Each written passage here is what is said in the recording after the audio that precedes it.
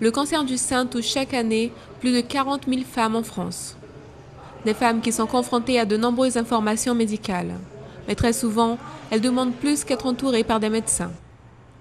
L'association Femmes en Devenir a été créée pour défendre le droit des femmes et lutter contre toutes les formes de discrimination. Depuis quelques années, elle réalise aussi des actions santé sur la drépanocytose et le cancer du sein. Vendredi, une rencontre a réuni 36 femmes pour discuter autour du thème « Vivre avec un cancer, solidarité, entraide et lutte contre l'isolement ». Aujourd'hui, cette rencontre, elle consiste à apporter du bonheur à ces 36 femmes qui sont dans des situations très difficiles, soit de soins lourds, soit de rémission, ou alors qui ont envie de faire partager leur expérience pour montrer qu'il faut beaucoup de courage pour pouvoir faire face à cette difficulté. Eh bien, le message que je peux envoyer, surtout, ne restez pas seul, parlez-en à votre époux, parlez-en à vos enfants. Pour chacun, il y a des mots que l'on peut choisir, mais surtout, ne pas rester dans l'isolement, dans son coin.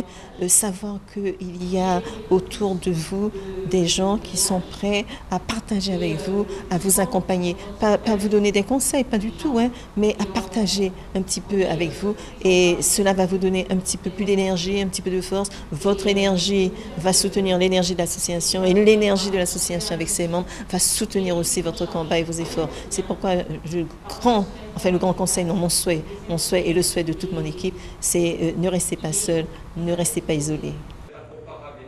La rencontre a compté avec la présence du sous-préfet aux communes de l'intérieur et du maire d'Irakoubou.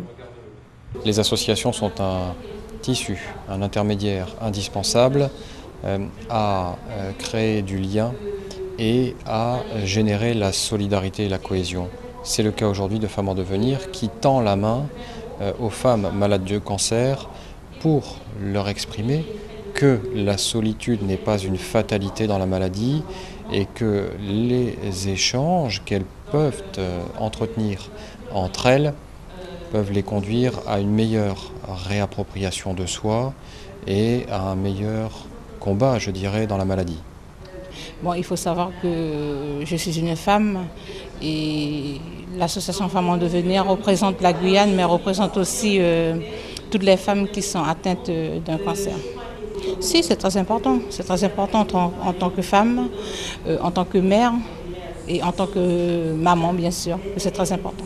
Que ces femmes-là se battent et continuent à être courageuses.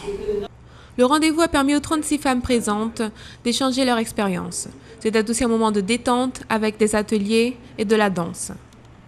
Parler de prothèses mammaires, mais aussi de massage, yoga, soins du visage, manucure et bien d'autres. De nombreuses questions surgissent à l'annonce d'un diagnostic de cancer du sein, ce qui est bien compréhensible. Pour surmonter une telle situation, il est important de ne pas s'isoler, de rester proche de la famille. Des groupes de parole ont été mis en place en Guyane par l'association Femmes en Devenir. Il n'y a aucune raison d'affronter la maladie seule.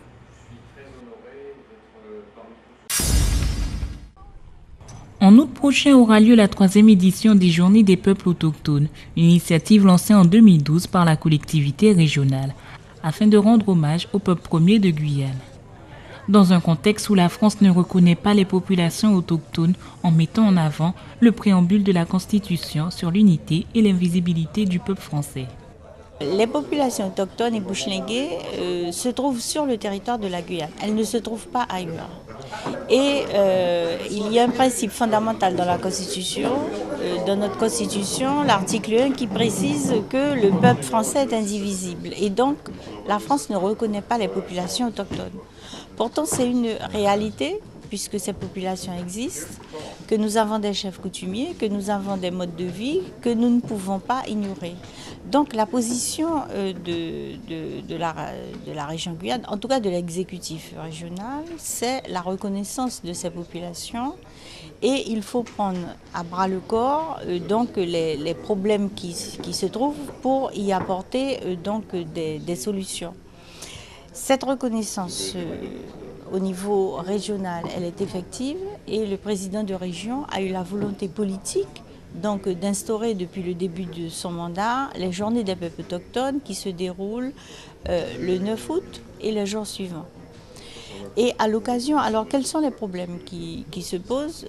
Forcément donc la reconnaissance d'abord officielle qui implique le statut des autorités coutumières. Donc aujourd'hui, nous savons que seules quelques autorités coutumières donc, sont rémunérées par le Conseil général et nous avons toujours dit que nous souhaitions que l'ensemble des autorités soient prises en compte avec un véritable statut, une rémunération tout à fait raisonnable, des missions de service public régional pour accompagner les collectivités et puis donc cette reconnaissance donc officielle. Ensuite, il y a la représentation et des populations bushlinguées et amérindiennes et celle des chefs coutumiers. Pourquoi?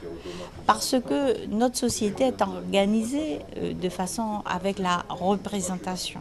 C'est une base démocratique représentative, tant il est vrai que tout le monde ne peut pas être partout.